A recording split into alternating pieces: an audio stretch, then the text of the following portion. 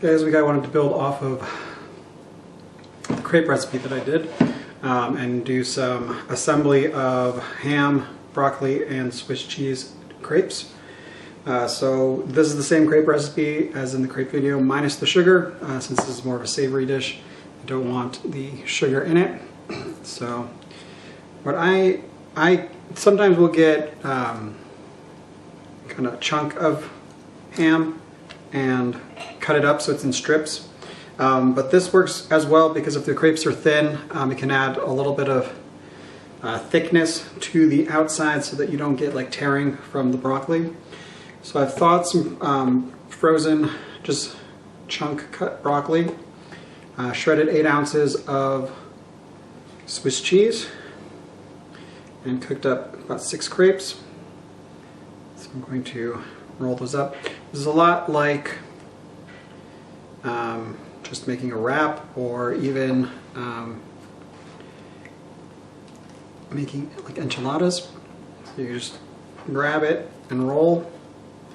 Now if your pan's too, I think this will be about the right size where I can stick them down in. If your pan is not quite the size of them, it'll determine whether or not you want to kind of tuck the ends as you roll. I think we're going to be fine here to just roll it. And then this side, the final fold down, is where you want it to be in the pan. So we'll see how many of these will fit in here. I believe I can get at least 4 or 5.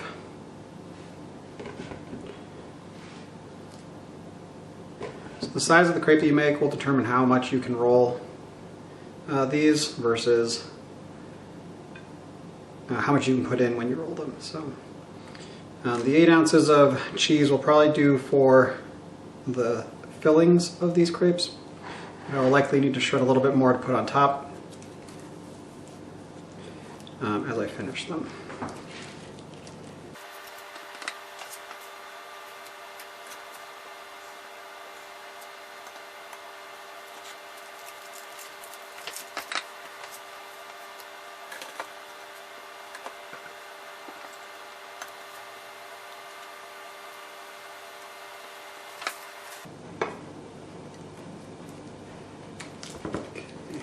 Don't want to squeeze more in there because I need to put some stuff on top. So that would be 4. We'll need some more cheese. So I have a sauce that I'm going to put over this. This is a little thinner than I'd like, but it should be fine.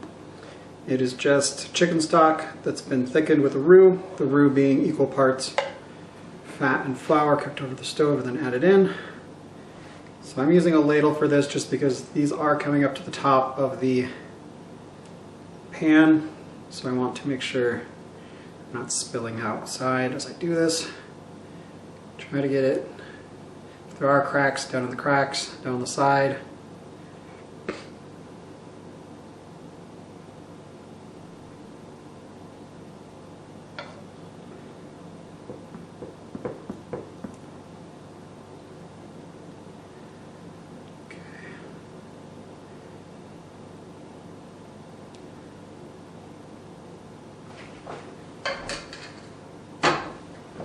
Just get there, and I'm going to just put the rest of this cheese on top,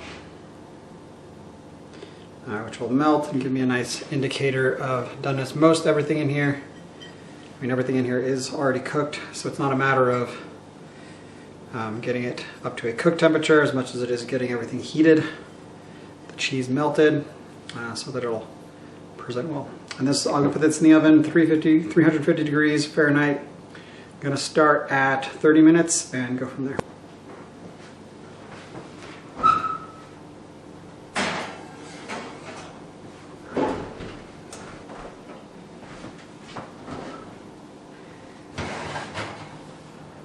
Alright, at 30 minutes it was looking pretty good, but I let it go for another 10. I like to give the cheese on top a little bit of chance to crisp up. There you have it. I find it's easier to kind of cut them in half to get them out with a spatula. If you want, you would try to get them out as one whole piece, but they're a bit long, so there you have it.